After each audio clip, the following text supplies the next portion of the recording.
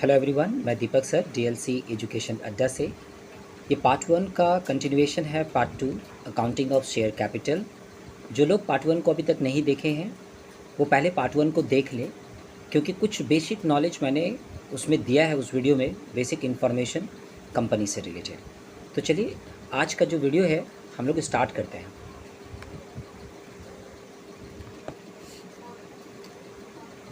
इसमें सबसे पहले आज हम लोग डिस्कस करने वाले हैं कि एक कंपनी चाहे वो प्राइवेट हो या पब्लिक, एक कंपनी चाहे वो प्राइवेट हो या पब्लिक, हम लोग उसको 3 भागों में डिवाइड करके पढ़ते हैं हम लोग, या समझते हैं, या कह सकते हैं कि एक प्राइवेट कंपनी या पब्लिक कंपनी को क्लासीफाई किया जा सकता है। यही अर्थ होता है मे बी का। मे बी का अर्थ क्या है कि एक कंपनी को 3 भागों में डिवाइड किया जा सकता है। या तो पहला नंबर, जैसे कि एक नंबर में जो मेंशन किया गया है लिमिटेड कंपनी। दूसरा है जिसे हम लोग कहते हैं अनलिमिटेड कंपनी। और तीसरा है a company limited by guarantee. एक एक करके हम लोग जो है इस तीनों टाइप के बारे में हम लोग पढ़ेंगे। तो चलिए सबसे पहले देखते हैं पहली कंपनी। ये है लिमिटेड लायबिलिटी कंपनी या company limited by share. A company having the liability of its members limited by the memorandum to the amount if any unpaid or share respectively held by them is termed as company limited by share. Section 222 of the Companies Act 2013।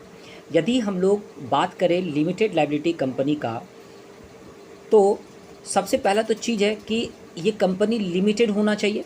आपको मालूम होना चाहिए कि हर company के last में limited word लगा होता है, ठीक है। तो लिमिटेड लगा रहता है हर कंपनी के लास्ट में। यहाँ पे लिखा है a company having the liability of its member limited by memorandum to the amount if any unpaid on share respectively held by them is term as a company limited by shares. तो देखिए, suppose मान लीजिए कि एक 100 रुपये की जो 100 रुपया जो है 100 रुपीज़, मान लेते हैं कि 100 रुपीज़ का 100 रुपीज़ में एक शेयर यदि उस कंपनी का डिटरमाइन किया गया है, ठीक है। तो एक कंपनी में क्या हो सकता है कि 100 रुपया का 100 रुपया ही वो कंपनी जब इनकॉर्पोरेटेड हुआ था तो मेंबर मतलब शेयर होल्डर मेंबर से 100 का 100 रुपया ही उसने क्या किया, इनकॉर्पोरेशन के समय में ले लिया गया, या जब ये कंपनी फॉर्म्ड हो रहा था तब 100 रुपया ले लिया गया। लेकिन केस ऐसा भी हो सकता है कि जितने भी मेंबर है उन्होंने अभी केवल अपने कैपिटल का 80% अमाउंट ही पेड किया है, तो 20% अभी भी ड्यू है मेंबर के पास में। तो उस केस में हम लोग जो है एक नाम देते हैं उसे a company limited by share. देखिए, a company having the liability of its member limited by the memorandum to the amount. तो देखिए यहाँ पे क्या हुआ, सपोज किसी ने एक कंपनी में 100 रुपया का शेयर है, ठीक है, और उसने अभी तक कंपनी में पैसा कितना लगाया है, 80 रुपया ही लगाया है। तो 20 रुपया तो अभी तक उसने कंपनी में लगाया है नहीं, यानी कि 20 रुपये जब वो लगाया नहीं तो क्या वो पैसा डूबना चाहिए उसका? नहीं डूबेगा। इसलिए बोला जा रहा है इसको limited liability company limited by share. तो यदि मान के चलिए अनपेड अमाउंट है तो वो लायबिलिटी उसकी नहीं है, क्योंकि उसने पैसा भी तो लगाया नहीं है। हाँ, तो एक कंपनी में जितना पैसा कंपनी में लगा हुआ है उतना ही लॉस होता है, इसलिए इसको लिमिटेड लायबिलिटी कंपनी कहा जाता है। तो चलिए नेक्स्ट वाले में चलते हैं। यह है unlimited liability company. Unlimited word से ही पता चल रहा है, unlimited liability company. It is a company where the liability of its members is unlimited. इसमें लिखा गया section 292 of the companies act 2013। Thus, in the event of winding up of unlimited liability company, debts of the company shall be made from the private property of the members। कभी कभी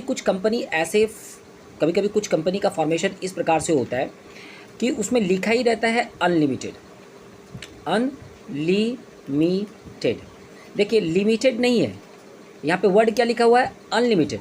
यानी कि यदि इस प्रकार के कंपनी में यदि कोई पैसा लगाता है 100 रुपया, और 100 रुपया लगा के यदि वो अपना मेंबरशिप वो ले लेता है, यदि उस कंपनी का मेंबरशिप, यानी कि तुम कह सकते हो एक हिस्सा ले लेता है उस कंपनी के कैपिटल में, पार्ट में, तो उसका जो लाइबिलिटी होगा वो केवल 100 रुपया ही नहीं होगा जो कि वो बिजनेस में लगा के रखा है। हो सकता है कि यदि कंपनी को 1 करोड़ का लॉस हो जाए, 1 CR का यदि लॉस हो जाए उसको, तो ये पैसा भी उससे, उसी मेंबर से कलेक्ट किया जाएगा। यानी कि इसीलिए यहाँ पे एक वर्ड है लगा हुआ, अनलिमिटेड। फिर से समझिए क्या बोल रहा हूँ मैं क्या बोल रहा हूँ मैं यहाँ पे कि यदि कोई कंपनी फॉर्मेशन होता है और कंपनी का जो मेंबर है, कंपनी मान के चलिए एक कंपनी का कैपिटल 100% होता है और उस 100% में यदि किसी एक मेंबर ने क्या किया कि 2% अपना कैपिटल लगाया, ठीक है, 2% उसने कैपिटल लगाया, तो उसके पास शेयर कितना आ गया, 2% का आ गया। तो 2% का जब उसके पास शेयर आ गया, 2% का जब उसके पास में शेयर आ गया, तो आप कह सकते हैं कि सपोज़ एक कंपनी जो है ना 1 करोड़ का रजिस्टर्ड कंपनी है और 2% यानी कि 20 लाख जो है, 20 लाख्स का उसने क्या किया, इन्वेस्टमेंट कर दिया। लेकिन कंपनी जो है ना लिमिटेड नहीं है, कंपनी क्या है, अनलिमिटेड है। इसलिए उसका जो लॉस होगा वो 2% जो कैपिटल में लगा के रखा है 20 लाख, केवल वो नहीं होगा, क्योंकि ये कंपनी है अनलिमिटेड कंपनी है ये। तो अनलिमिटेड कंपनी है तो उसका लॉस कितना होगा, अनलिमिटेड ही होगा। इसीलिए यहाँ पे बोला गया है, देखिए, thus in the event of winding up of unlimited liability company, डेप्ट of the company shall be met from the private property of the member. ठीक है, चलिए नेक्स्ट में चलते हैं। ये है company limited by guarantee. Company limited by guarantee, it is a company having the liability of its member limited by the memorandum to such amount as the member may respectively undertake to contribute to the assets of the company in the event of it wound up. Section 221 of the Companies Act 2013। तो यहाँ पे हम लोगों को थोड़ा सा discuss कर लेना है इसके बारे में।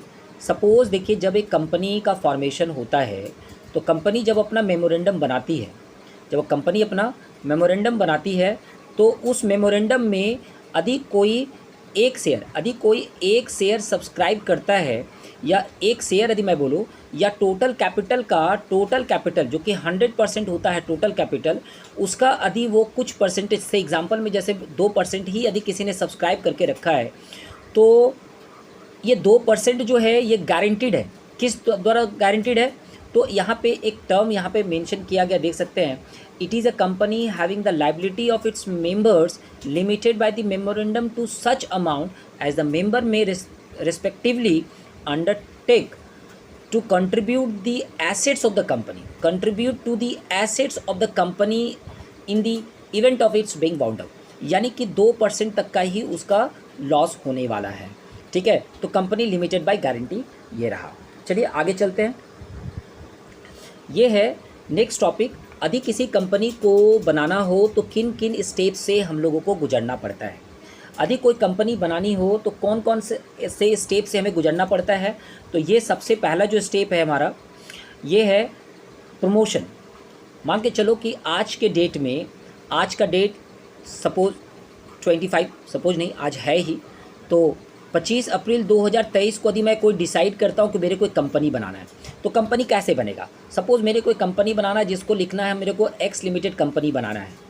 तो एक्स लिमिटेड कंपनी यदि बनाना है हमको, तो मुझे क्या करना होगा, सबसे पहले अपनी कंपनी का प्रमोशन कराना होगा।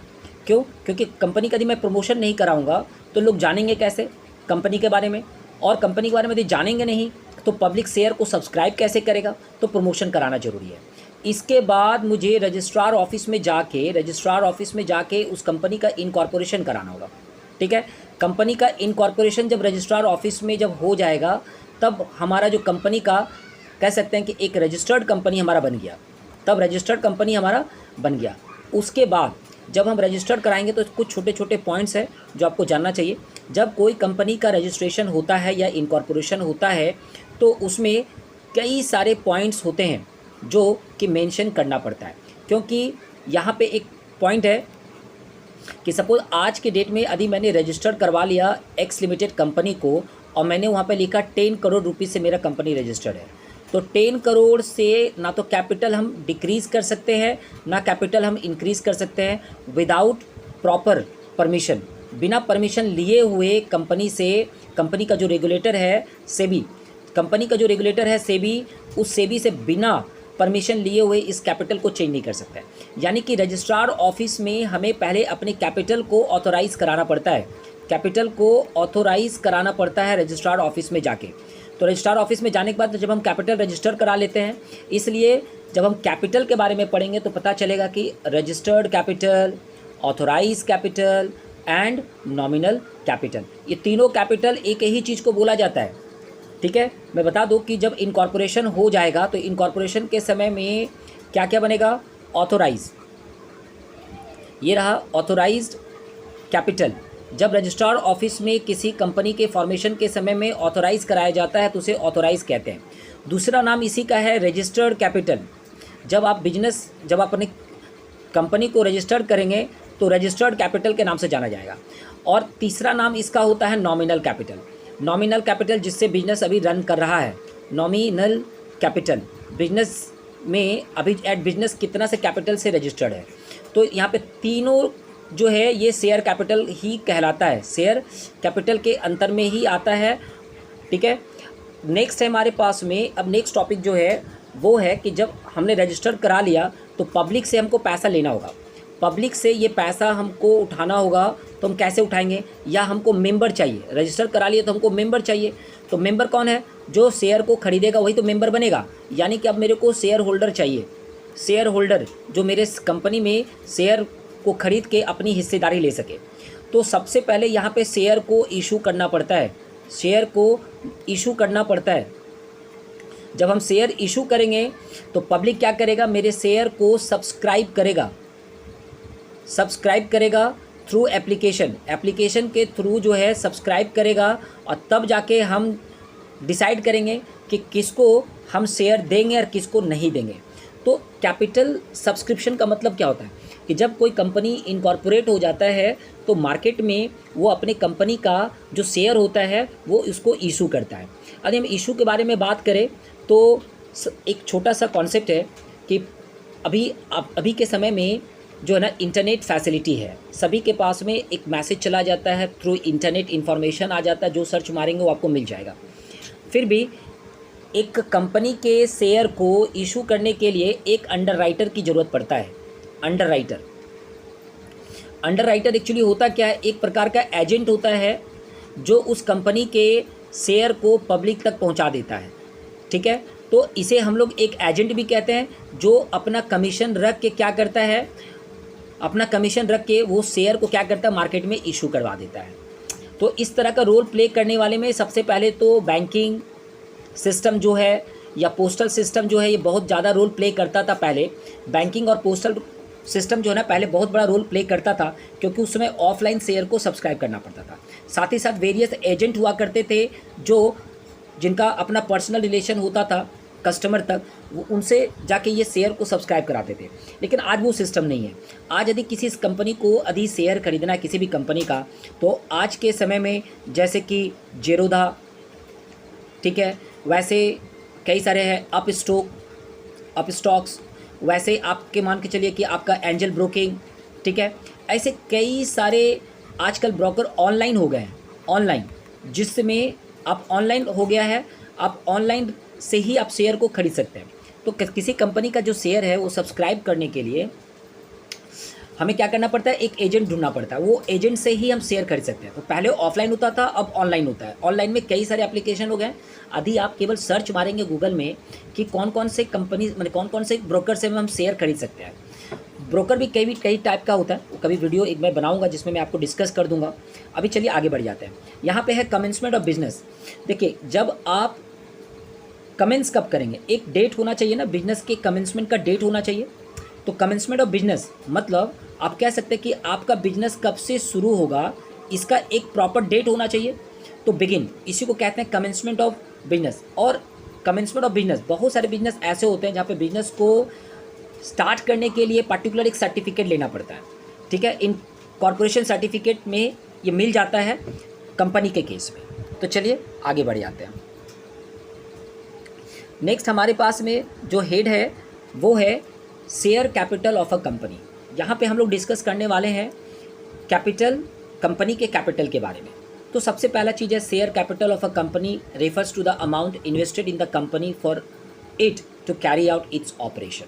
बोला कि जब कोई कंपनी बनेगा, जब कोई कंपनी बन के तैयार होगा, तो मान लो कि 10 करोड़ उसने रजिस्टर करवाया इनकॉर्पोरेशन के समय में, रजिस्ट्रेशन के समय में, तो 10 करोड़ रुपया उसने रजिस्टर करवा लिया। अब ये 10 करोड़ रुपया तो वो एक सिंगल आदमी नहीं लगा सकता है, उसको क्या करना होगा, वेरियस लोगों से ये पैसा कलेक्ट करना होगा, वेरियस लोगों से पैसा कलेक्ट करना होगा। तो क्या करना होगा, इस कैपिटल को एक स्मॉल अमाउंट में डिवाइड कर देना होगा, इस कैपिटल को एक स्मॉल अमाउंट में डिवाइड कर देना होगा, जिसे कि हम लोग कहते हैं शेयर। तो शेयर जो होता है, इसलिए यहाँ पे लिखा हुआ है कैपिटल। कैपिटल मतलब जो बिजनेस चलाने के लिए जितना पैसा चाहिए वो तो सब कैपिटल है, लेकिन यहाँ कैपिटल छोटे छोटे टुकड़ों में टूटा हुआ है, छोटे छोटे पार्ट में बटा हुआ है, इसलिए हम इसको कहते हैं शेयर कैपिटल। ठीक है, तो शेयर कैपिटल का जो मीनिंग है वो भी मैं आपको समझा रहा हूँ। शेयर कैपिटल, जैसे कि किसी भी बिजनेस को रन करने के लिए कैपिटल चाहिए, जो कैपिटल लगा होता है वहाँ कंपनी के केस में क्या होता है कि वो छोटे छोटे पार्ट में डिवाइडेड होता है, इसलिए कैपिटल को यहाँ बोला जाता है शेयर कैपिटल। ठीक है, चलिए आगे बढ़िए। The share capital may be altered increase subject to certain condition. मैं आपको थोड़ी देर पहले बता रहा था कि जब एक कंपनी रजिस्टर्ड हो जाता है और रजिस्ट्रेशन के समय में उसने यदि 10 करोड़ अधिक कैपिटल रखा है, तो ना उसको बढ़ा सकता है ना उसको घटा सकता है, लेकिन वो ऐसा कर सकता है सर्टेन कंडीशन। मतलब कंडीशन ये है कि पहले आप परमिशन लीजिए, लेटर दीजिए कि आप जो है कैपिटल को बढ़ा रहे हैं ना घटा रहे हैं, और सेबी से जब आपको परमिशन मिल जाएगा, रजिस्ट्रार ऑफिस से जब आपको परमिशन मिल जाएगा, तो आप अपने कंपनी के कैपिटल को बढ़ा भी सकते हैं, घटा भी सकते हैं। नेक्स्ट है, a company share capital may be divided into small shares of the different classes. एक कंपनी का जो शेयर होता है वो अलग अलग क्लासेस का होता है। स्मॉल शेयर्स को भी हम लोग छोटे छोटे क्लासेस में डिवाइड करते हैं। तो अभी हम लोग पढ़ेंगे नेक्स्ट स्लाइड में, आगे स्लाइड में हम लोग पढ़ेंगे कि एक कंपनी के शेयर को भी छोटे छोटे क्लास में डिवाइड करते हैं।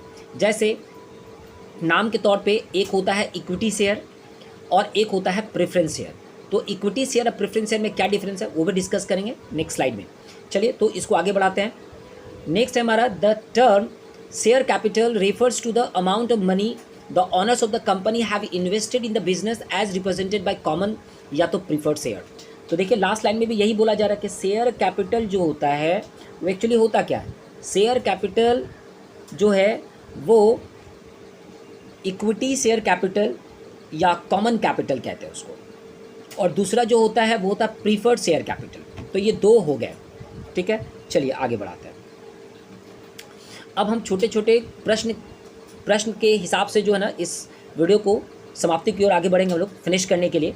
जैसे कि कोई पूछ दे व्हाट इज शेयर, शेयर क्या होता है, तो याद रखिए शेयर क्या होता है। सबसे पहले शेयर में जाने से पहले हम लोगों को कॉन्सेप्ट लगाना होगा कि कोई भी कंपनी जब फॉर्मेशन होता है, व्हाट इज शेयर, तो उसका आंसर है कि कोई भी कंपनी जब फॉर्मेशन होता है तो वो अपना कैपिटल रजिस्टर्ड कराता है और फिर उस कैपिटल को वो स्मॉल अमाउंट में डिवाइड कर देता है। ठीक है, सपोज स्मॉल अमाउंट जो सबसे सिंगल अमाउंट होगा, जो सबसे स्मॉलेस्ट अमाउंट होगा कंपनी का, जिसको एक आदमी सब्सक्राइब कर सकता है। सपोज़ मैं एक कंपनी का आज के डेट में यदि मैं रिलायंस कंपनी का एक शेयर खरीदना चाहता हूँ, ओनली वन शेयर यदि मैं खरीदना चाहता हूँ रिलायंस कंपनी का, तो मुझे कितना देना पड़ेगा। सपोज़ रिलायंस का मैंने मैं जस्ट एग्जांपल दे रहा हूँ कि मैंने एक रिलायंस कंपनी का शेयर खरीदा, अब मेरे को 100 रुपया देना पड़ रहा है आज के डेट में एक शेयर के लिए। ठीक है, तो जो स्मॉलेस्ट अमाउंट होता है वो एक्चुअली क्या होता है, कैपिटल का ही पार्ट होता है।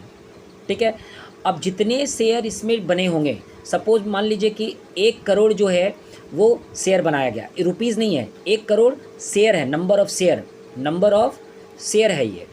तो टोटल जो है ना 1 करोड़ इंटू 100, तो तुम कह सकते हो कि 100 करोड़ का जो है ना वो कंपनी है।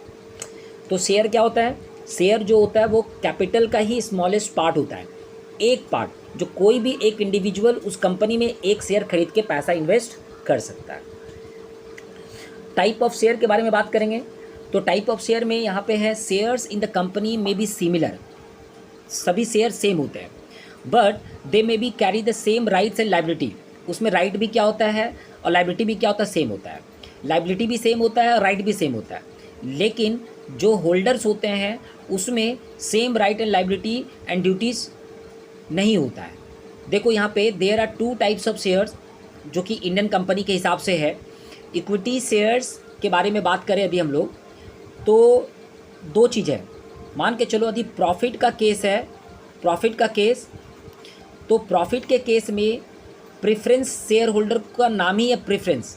तो सबसे पहले प्रॉफिट में से जो इंटरेस्ट देना है, जो इंटरेस्ट देना है प्रेफरेंस शेयर होल्डर को, वो प्रेफरेंस शेयर होल्डर को पहले दे देंगे, तब जाके इक्विटी शेयर होल्डर के लिए जो पैसा बचेगा वो डिवाइड होगा। यही डिफरेंस है शेयर में, शेयर के 2 टाइप में, इक्विटी शेयर में और प्रेफरेंस शेयर में। इक्विटी शेयर वाला जो होता है वो अपना राइट प्रेफरेंस शेयर के बाद लेता है। ठीक है, चलिए तो आगे वाले स्लाइड में देखते हैं क्या है। शेयर कैपिटल में भी क्लासीफाइड। देखो शेयर कैपिटल के बारे में मैं बात कर रहा हूँ। जब कैपिटल फॉर्मेशन होता है तो शेयर कैपिटल क्या होता है, जैसे ऑथोराइज कैपिटल। आप जब रजिस्टर कराएंगे तो जितना से आपका कैपिटल रजिस्टर्ड होगा उसे ऑथोराइज कैपिटल बोलेंगे। Section 28 of the companies act 2013 के हिसाब से ये रेगुलेट होता है। उसके बाद जब कंपनी ऑथोराइज हो जाएगा तो पब्लिक के लिए इशू करना होगा, इसीलिए बोलते हैं इसको issued capital. Section 250 of the companies act 2013। जब इशू कर देंगे तो पब्लिक उसको सब्सक्राइब करेगा, तो section 286 of the companies act 2013 के हिसाब से सब्सक्राइब कैपिटल भी 2 टाइप का होता है, subscribed and fully paid up, subscribe but not fully paid up. याद रखिए यहाँ पे एक टर्म है कि reserve capital is a part of the subscribed capital और capital refers to that part of the authorise capital which yet to be called up. एक छोटा सा चीज़ यहाँ पे हम लोग समझने की कोशिश करते हैं पहले। चलिए यहाँ पे एक छोटा सा चीज़ समझते हैं। मान लीजिए कि एक शेयर का दाम 100 रुपया है, ठीक है, मैंने इसको इशू कर दिया। क्या कर दिया? इशू। और पब्लिक ने इशू जब मैं किया तो पब्लिक इसको सब्सक्राइब करेगा। चलो पब्लिक ने सब्सक्राइब भी कर लिया, लेकिन जो सब्सक्राइब करने के बाद जो पैसा है, क्या मैंने 100 रुपया एक बार में ले लिया उससे? यदि एक बार में ले लिया तो केस हो गया number 1, subscribe and fully paid up. लेकिन यदि मैं 100 रुपये को यदि मैं ब्रेक कर देता हूँ 25 × 4 में, 4 भागों में डिवाइड कर दिया, मतलब फर्स्ट, उसके बाद सेकेंड, इसके बाद थर्ड, ठीक है, उसके बाद फोर्थ। तो फर्स्ट में सपोज मैंने एप्लीकेशन रखा, सेकेंड में अलॉटमेंट रखा, थर्ड में फर्स्ट कॉल रखा और लास्ट वाले को मैंने फाइनल कॉल बोल दिया। अभी तक पब्लिक से मैंने सपोज अलॉटमेंट का ही पैसा मांगा है, सब्सक्राइब तो यहीं पे हो गया जब वो एप्लीकेशन का पैसा दिया और अलॉटमेंट का भी पैसा दे दिया, लेकिन अभी मैंने फर्स्ट कॉल और फाइनल कॉल का पैसा नहीं मांगा। इसका मतलब वो क्या हो गया? सब्सक्राइब है but not fully paid up है, ठीक है। और रिजर्व कैपिटल इसी को कहा जाता है जो अभी तक मैंने कॉल्ड अप नहीं किया, अभी तक जो मैंने कॉल का पैसा मांगा ही नहीं है। कॉल्ड अप अभी तक मैंने मांगा ही नहीं है कॉल का पैसा। जब कॉल का पैसा नहीं मांगा तो हम लोग उसे कह देते हैं रिजर्व कैपिटल। तो रिजर्व कैपिटल वो पार्ट होता है कैपिटल का जो अभी तक इशू करने के बाद, सब्सक्राइब होने के बाद उसके जो रिमेनिंग पार्ट जो है वो अभी मांगा नहीं गया है। कोई भी पार्ट, सपोज फाइनल कॉल नहीं मांगा गया होगा तो भी फाइनल कॉल का पैसा जो है रिजर्व कैपिटल के रूप में कंसीडर किया जाएगा। नेक्स्ट हमारे पास में difference between capital reserve and reserve capital. Simple तरीके से समझिए, जो यहाँ पे डेफिनेशन है इसको आप स्क्रीनशॉट ले सकते हैं या आप राइट डाउन कर सकते हैं पॉज करके। देखिए सिंपल सी चीज़ है कि जब कैपिटल से हमको यदि प्रॉफिट हो रहा है, कैपिटल से यदि हमको प्रॉफिट हो रहा है, ठीक है, तो उसे हम लोग कहते हैं कैपिटल प्रॉफिट, ठीक है। जैसे issue of share at premium, तो आपका क्या हो गया? एक प्रकार का कैपिटल रिजर्व। यहाँ पे profit on issue of share, sale of fix assets, profit on redemption. जबकि रिजर्व कैपिटल कुछ और होता है, ठीक है। आपको कैपिटल के ऊपर में, कैपिटल मतलब एक तरह से एसेट्स भी होता है, आप लोग को मालूम होना चाहिए। जितना भी फिक्स एसेट्स और इन्वेस्टमेंट होता है वो एक प्रकार का क्या होता है? एसेट्स होता है। और उसको बेचने पर, सेल करने पर जो प्रॉफिट होता है उसे हम लोग कहते हैं कैपिटल प्रॉफिट। और कैपिटल प्रॉफिट से ही रिजर्व क्रिएट किया जाता है। सिंपल तरीके से यदि एक चीज़ और बोला जाए, समझाया जाए कि बिजनेस का तो नॉर्मल जो प्रोसेस है, सपोज़ मैं एक एग्जांपल ले लेता हूँ कि एयरटेल कंपनी जो कि डेटा और वॉइस ये सर्विस प्रोवाइड कराती है, यदि इसने कोई अपने एक बड़े प्लांट को बेच दिया जो कि बहुत पुराना हो चुका था, तो उससे जो पैसा रियलाइज़ होगा उस पैसे को हम लोग जो है, उस पैसे को हम लोग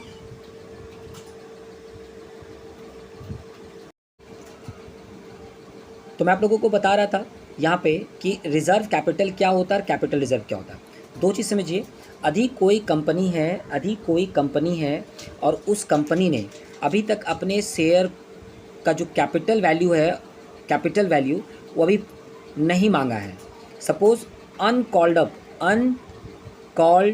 अप वैल्यू जो है, अनकॉल्ड अप जो वैल्यू होगा उसी को हम लोग कहते हैं यहाँ पे reserve capital.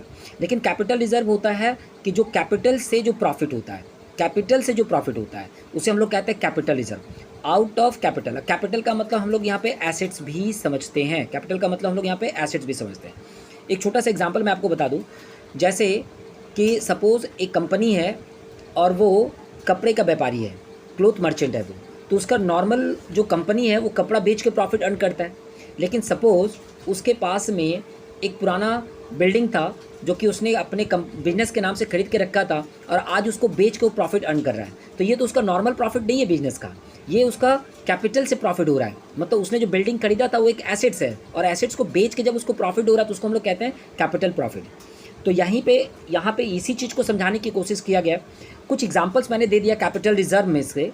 Capital reserve actually बनता कहाँ से है, आउट ऑफ कैपिटल रिजर्व बनता कहाँ से है, तो शेयर प्रीमियम से बनता है, profit on issue of share से बनता है, सेल ऑफ फिक्स एसेट से बनता है, प्रॉफिट ऑन रिडेम्पशन से बनता है। तो यहाँ से हमारा बनता है capital reserve and reserve capital. तो ये एक टॉपिक है। नेक्स्ट जो है मैं नेक्स्ट पार्ट या रिमेनिंग जो इन्फॉर्मेशन है वो पार्ट 3 में लेके आऊँगा। जो लोग अभी तक पार्ट 1 नहीं देखे हैं, दोबारा कह रहा हूँ, जो लोग अभी तक पार्ट 1 नहीं देखे हैं वो भी थ्योरी पार्ट है, पूरा का पूरा वीडियो देखिए, समझिए। मैं कोशिश कर रहा हूँ कि पूरा कंपनी का जो थ्योरी है मैं इस वीडियो के मार्फत से आपको दे सकूँ। यदि वीडियो हमारा अच्छा लग रहा है आप लोगों को तो ज़रूर अपने दोस्तों में शेयर कीजिएगा, लाइक कीजिएगा। Thank you.